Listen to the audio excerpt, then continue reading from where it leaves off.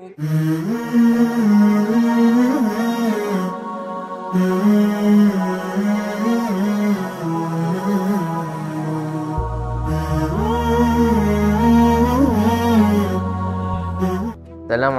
warahmatullahi wabarakatuh.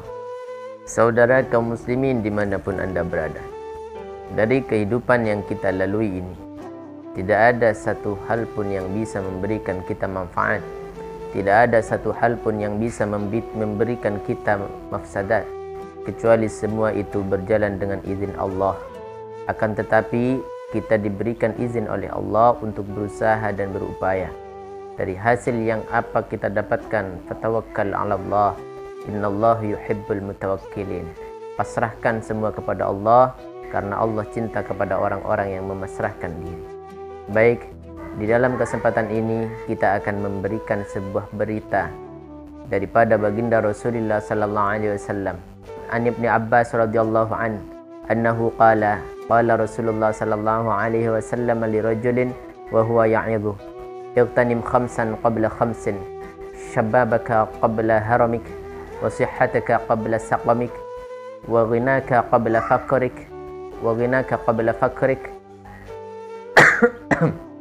وفراغك قبل شغلك وحياتك قبل موتك. Akhrajahul Hakim fil Mustadrak. Hadis yang diriwayatkan oleh Ibnu Abbas ini mengingatkan kepada kita untuk kita betul-betul memanfaatkan waktu yang kita miliki, memanfaatkan usia yang kita miliki, memanfaatkan harta yang kita miliki, memanfaatkan hidup yang kita miliki, yang kita dapatkan jatahnya daripada Allah Subhanahu wa Ta'ala.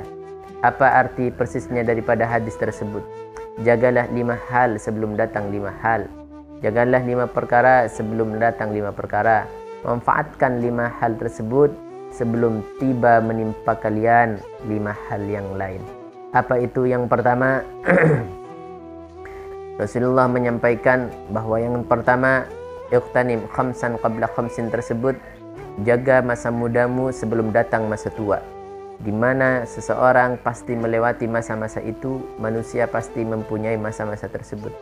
Ketika kita dalam masa-masa muda, jangan sampai kita menyesal di masa tua, karena kesempatan tidak akan datang kedua kalinya. Yang kedua, jagalah masa sehatmu sebelum datang masa sakit. Karena jarang sekali kita merasakan nikmatnya sehat ketika kita tidak pernah diberikan sakit oleh Allah. Dan banyak sekali manusia yang lalai ketika sehat. Dia baru sadar dan merasa menyesal ketika sudah diuji dengan sakit oleh Allah Subhanahu wa Ta'ala. Bagaimana ketika dia sedang berbaring di pembaringan, bagaimana dia sedang tertidur atau tidur di dalam tempat terapi dan pengobatan di rumah sakit. Dia sudah teringat terhadap semua waktu yang dia miliki. Dia sudah sadar dengan semua yang mereka miliki. Kesempatan, waktu, dan lain sebagainya tidak sempat mereka lakukan yang bermanfaat untuk hidupnya. Yang ketiga, jagalah manfaatkan hartamu, kekayaanmu, keleluasaanmu sebelum datang masa miskinmu. Suatu saat di dalam dunia ini akan terus berputar sebagaimana roda yang kadang ada di atas, kadang ada di bawah. Dan manusia pun juga seperti itu. Dia kadang kaya, dia kadang miskin. Dan semua itu akan berlalu begitu saja. Semua akan berlalu dengan kehendak Allah Subhanahu wa Ta'ala. Kapan kita bisa melaksanakan amal baik kecuali tidak di dalam keadaan lapang hati, lapang dada, lapang harta. Dan ketika kita sudah diberikan miskin oleh Allah, kita hanya berandai-andai dan merasa menyesal. Kenapa dulu waktu kaya saya tidak memanfaatkan itu semuanya untuk memberikan yang terbaik di dalam hidup dan bermanfaat di dalam akhirat. Seterusnya, jagalah kesempatan sebelum datang masa sempit. Banyak orang mempunyai masa dan kesempatan 24 jam jatah daripada Allah Subhanahu wa Ta'ala, tidak bisa dimanfaatkan semaksimal mungkin. Kecuali ketika sudah sempit, orang itu akan merasakan betul-betul merasa menyesal bahwa dia sudah mempunyai waktu yang dibuang-buang, yang harusnya bermanfaat untuk dirinya dan akhiratnya. Yang terakhir, jagalah hidup sebelum datang masa mati. Karena hidup itu adalah jatah daripada Allah. Kita tidak tahu kapan kita harus diambil oleh Allah. Kita tidak tahu kapan kita harus diambil oleh sang pemiliknya, yaitu Allah Rabbul Izzah. yaitu Tuhan pencipta segala alam dan yaitu penguasa alam jagat raya ini.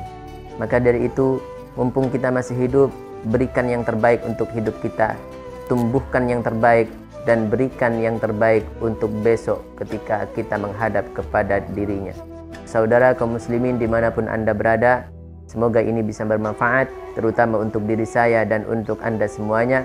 Semoga kita menjadi orang yang betul-betul istibaqil khairat, dalam terus berlomba-lomba mendapatkan kebaikan dan berlomba-lomba menciptakan yang terbaik untuk hidup dunia dan akhirat kita. Demikian, Assalamualaikum warahmatullahi wabarakatuh.